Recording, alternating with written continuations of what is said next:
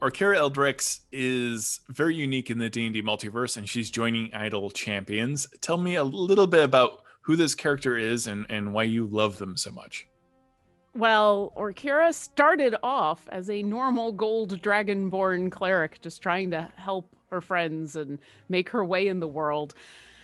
And then D&D happened, and now she's still a dragonborn and still a cleric, but she's not quite the same kind of dragonborn, and she's not a cleric of the same god. And basically, the only similarity from where she started to where she is now is she's still just trying to help her friends and do the right thing. She's grown both mentally and physically after a very a couple of encounters with a Sybriax, which is kind of the easy way of describing an entire season's worth of stuff. And yeah, she shows up and people just assume she's a dragon now. And that's caused all sorts of interesting problems. Yeah, and that was not an easy transition for Akira either, having wings. No, it's still a weird transition. Every once in a while, she still butts up against stuff. She's just learned how to use it to her and her group's advantage. She's got wings and a tail and spikes, and she's grown in size, and she is very noticeable and also very awkward because she didn't quite grow proportionally. So, but now she's just learned how to use it to help get attention of the people that she needs to get attention for, help distract people because she's not a sneaker. She's not subtle in any way, shape, or form. So she's never really grown perfectly comfortable in this new form. She's just gotten so used to it that she now knows how to use it for good things instead of just tripping over her own wings. And what is her personality, would you say? She wants to be a joyful, happy person who is constantly afraid for her friends' lives. She is, she loves exploring and she loves meeting people and she loves traveling, but she is also always wary. She's a little bit a mom in a way, with not just the heroes of the plains, but basically anybody that she is with. She's always just got this eye out for trouble. And so her natural inclination to enjoy herself is often tempered by being very nervous and wary about wherever she is. So it's an interesting mixture when she gets to be joyful when they're not in the middle of combat and she's not worried about somebody running off freely into danger. Then she gets to just relax and be herself and enjoy life, which is what she really likes doing when she's not healing. What was the experience like seeing your character and finding out your character would be in a video game?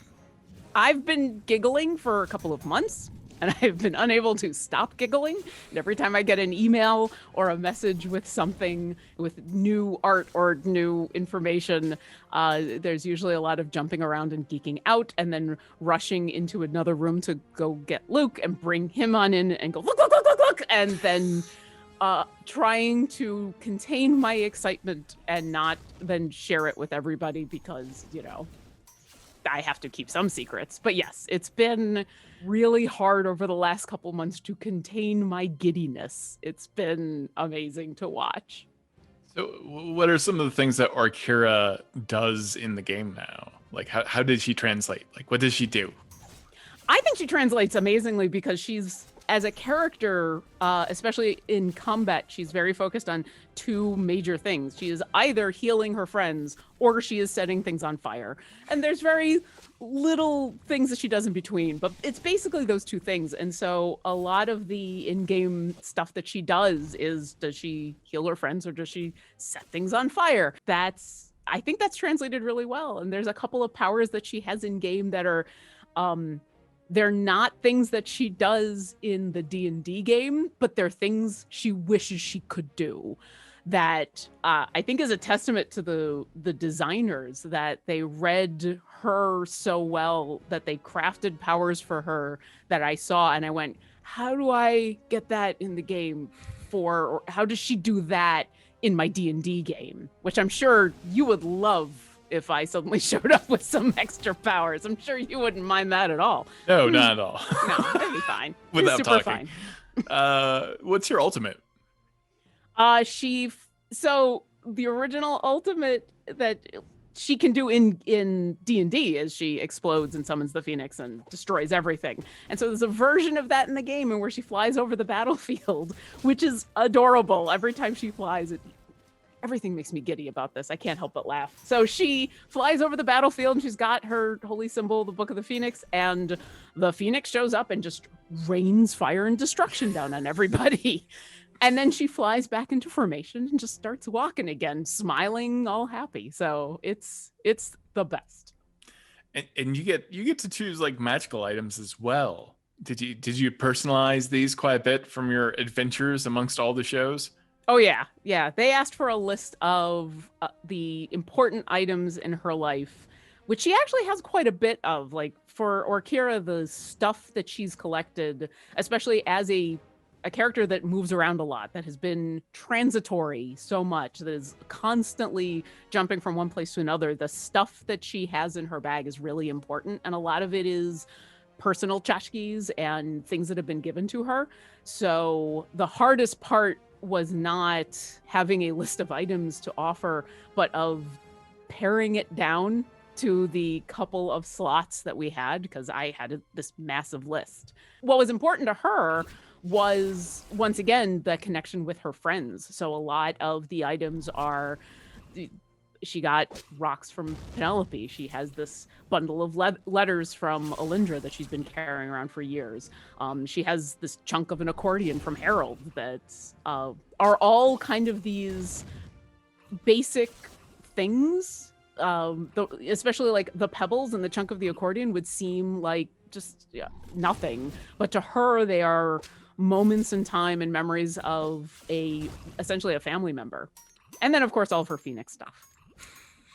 And lots of marshmallows. She also has a giant bag of marshmallows, and the marshmallows are adorable. And now I need to make marshmallows like what they have in the game because they're adorable.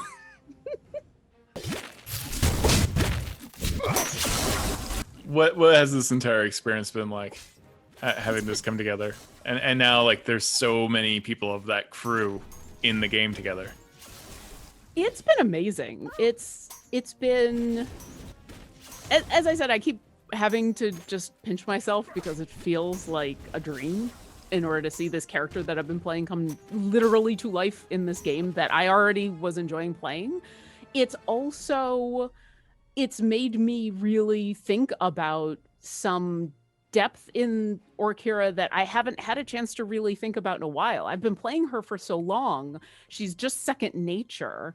And to have a chance out of a D&D game to really dive into, okay, what is super important about this item? What's super important about this facet of her personality? If I had to, talk about her, where she is from in 25 words or less, being able to really focus on that has been enlightening in a way, especially about this character that I've played for so long that I think in a weird way I took her for granted, and then I had to sit down and define her and talk about her and share my joy with other people who were just as interested. That was the first moment that I knew that Orkira was in good hands, is I had this initial planning meeting in where it was an hour of just me and some of the artists and some of the devs, and they said, okay, just talk to us about Orkira, tell us about everything you want to say. And it's, as a D&D player, we're always a little wary about going into the ramble about our characters. We don't want to ever overwhelm someone with the 20-page backstory, but to have a bunch of people say, hey, we want to hear everything. We want to know everything. And to be genuinely that invested was amazing, and it's obvious in the game, the attention to detail and the attention to who she is just as much as what she can do.